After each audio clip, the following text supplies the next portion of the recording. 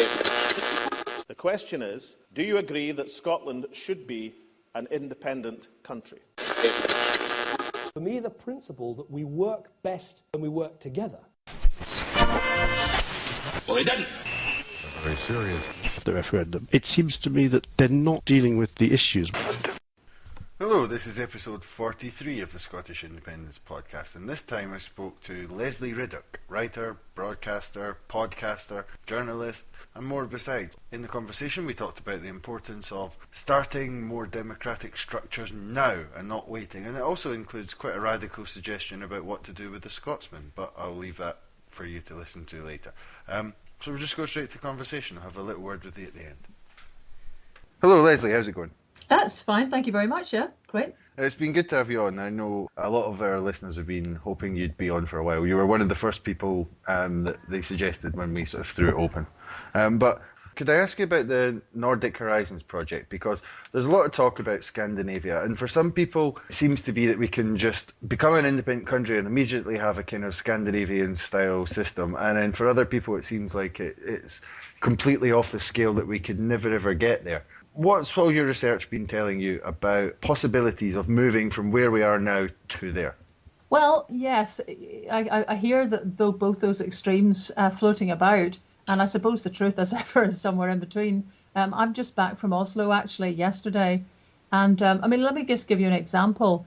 If an icicle falls from a tenement gutter and either hurts or it sometimes kills people or damages cars or whatever, the people who live in the tenement are severally responsible for that. Now, that may seem like a small thing to you, but I often think it's small things that tell you a lot about a society. Partly it tells you it's blooming cold there. It also tells you that the reason it doesn't happen more often is because they have incredible insulation in their roof, so snow doesn't turn to ice. So actually it's quite exceptional, and that tells you something, again, about the standards of their housing. But it also tells you something about the levels of organisation they have as ordinary people there, because actually each tenement close, and they're just like ours, is organised usually as a cooperative or as self-factoring. So they actually find the insurance themselves to be able to cough up should that terrible event arise. And they're even able to get up and knock off icicles on the top of tenements the height of ours. Now, that's not Scotland, is it? We have not got those levels of organisation, self-organisation, and we don't have that level of insulation. If we had their kind of weather, we'd have icicles all the time. So it tells you something in a kind of, if you like, ordinary, mundane kind of way about the different ways of living there are between the two countries. And each of those things arises from somewhere. I see governments north and south of the border looking for the kind of low-hanging fruit, if you like, of the Nordic models. And who wouldn't want to click your fingers and try to have their welfare state, or try to have their kindergarten system, or try to import the Finnish education system, which is basically top of the pops? But I mean, these low-hanging fruit come from a tree with roots. And I'm sort of more interested in where are the roots and what is the tree like that produces those low-hanging fruit? Because if you get that right, then the rest basically follows. And it strikes me that sometimes it's characteristic of the way successive Scottish governments sort of clutching at straws is putting it too bluntly and is not fair perhaps, but it's generally speaking a sort of short-term, sometimes sticking plaster solution to what needs to be really quite major policy shifts. Wouldn't their defence be, in this case, I'm not a member of any party in Gishner, I'm not interested in party politics, but wouldn't their defence be that they don't have the funds to do anything in Holyrood? They don't really have the funds to start importing these things. And then, just to go back to something else you said, who wouldn't take the low-hanging fruit? Isn't it clear that sort of Westminster aren't particularly interested in this point? They want to follow another model entirely. Well, first of all, whatever, if we're only in the business of trying to, validating our ways of behaving on the basis that Westminster does it too, we might as well not bother really with independence. Secondly, yes, low-hanging fruit are pretty tempting, but actually I'd rather get the tree in the garden than just the stuff that hangs over the fence, because then you're actually in control of it. And thirdly, yes, of course you'd need to have the ability to shift welfare and to raise taxes. But first of all, there's things that you could do that would change the game quite profoundly. For example, with land, if this government had put business rates on sporting estates, currently they don't pay any, that would have started the breakup of large estates, which is giving Scotland still a feudal characteristic which is completely unknown in the Nordic countries. So some things don't need money, they need political will. That's sort of the first thing. And the second thing is, of course, it's useful to have all the money and all the levers, but nonetheless, this government is continuing to put through personal care, free personal care for the elderly, despite not having all the budgets. You know, there are many things here which have been given free, like free prescriptions just last year, again, without having all the budget. So you do see within the things that are chosen certain priorities, and they generally aren't putting children first. So, you know, you can say, yes, that's fine. With limited resources, you still see priorities. The other thing is, I'm not quite sure it would have broken the bank to have put the childcare proposals that are currently on the go first, right from the beginning of this Parliament, when, you know, at least there was more time to plan and there was a bit more cash around. But sure, I hear all of that, but what I'm not hearing from this government completely, and the white paper, I think, demonstrated it, because if you remember, Alec Bell had a kind of fairly controversial column that came out suggesting that he'd wanted to have a much more explicit commitment to the kind of society and high tax society that would be needed to fund some of these changes. And that wasn't in the white paper. So I think we have to assume that that's not really the model that the SNP leadership is explicitly going for. Why do you think that is? Because the white paper didn't contain it. No, I mean, why do you think they don't want to go for that kind of model? Oh, well, because it's scary bunny, isn't it? I mean, you know, we've been part of the UK, and if you like, we've got much of the same attitudes as the whole of the rest of Britain as regards tax raising and so on. Now, we may think we're at the kind of funky leftish progressive end of the market, but actually that doesn't even really enter the Richter scale of most social democracies in Europe. So I think they're scared of trying to ask the Scottish public to do a series of radical things. You know, one is consider independence and vote for it. Then you're saying, and then trust us and let us raise taxes so that we can give you excellent services along the lines of the Nordics. I think they fear that nobody, not the Scots even, would trust their government enough to think that raised taxes was worth the candle. And I can see that's a worry. If you were in charge, how would you go about beginning this root and branch change in Scottish society? I would have gone round this the other way round. I would have first of all done everything I could to empower people in Scotland before I went for an independence referendum. If you like to borrow that terrible phrase of David Cameron's, I would have, mended the roof while the sun was shining. Some things like land reform, for example, should have happened from the first day there was a majority for it in 2011. We should also have been looking at empowering communities in a way that the Communities Renewal Bill will not do. We have the largest local authorities in Europe and the weakest community level.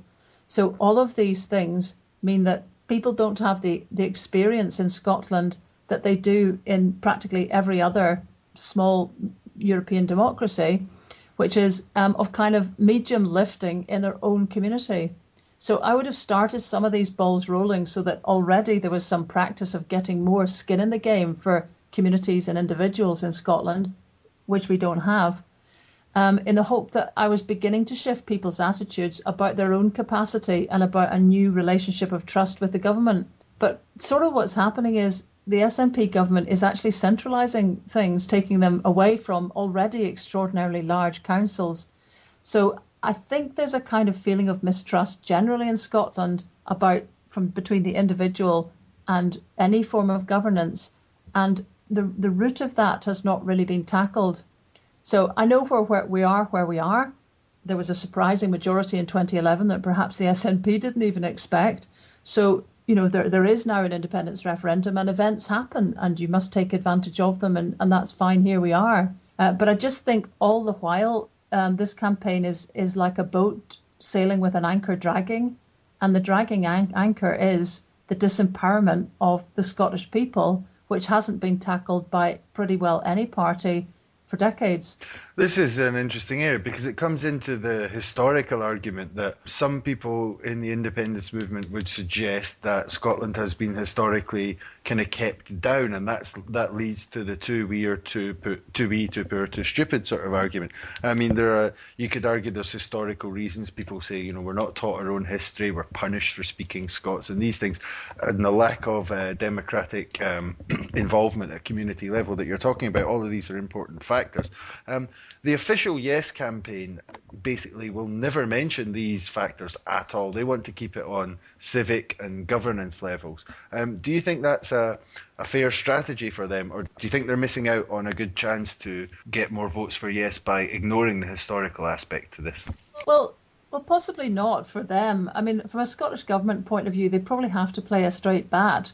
And that's why I think what they ought to have done is what a government can do, which is legislate. They should have been legislating creatively from the minute they had control, in anticipation of the day they would ask people to have enough confidence in their own capacity, never mind the capacity of the government, to make a huge change in the way that they live. So that's my grouse is not really about massaging strategies or whatever. It's actually doing something, like doing legislative change.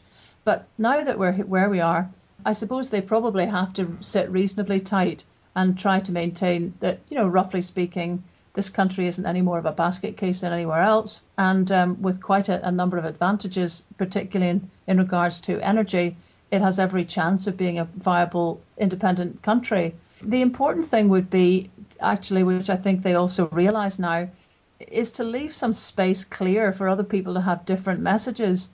I mean, the Scottish Government is not the only kid on the block here, and sometimes they have been trying to, in a sense, encourage other people, sometimes manipulate, that's maybe putting it a bit strongly, messages which they want to have delivered, but find it hard to do themselves.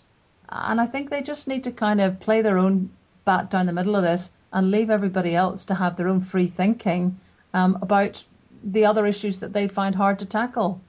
So do you think in general there's been a sort of lack of imagination, although you're saying they have to play it with a straight bat?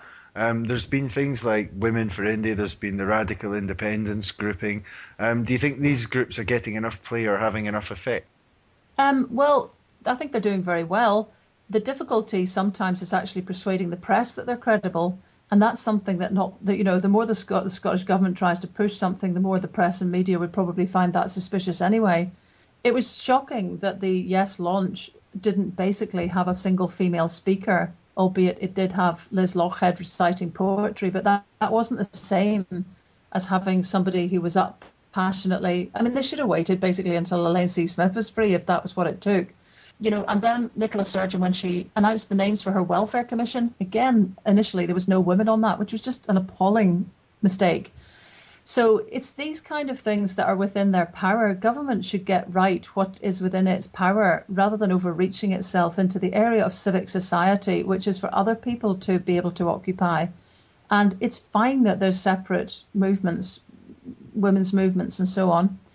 My bigger worry, to be honest, and the reason I actually don't do many Yes campaign things at all, is that most people who are undecided, I think, just don't want to be in any kind of Yes environment.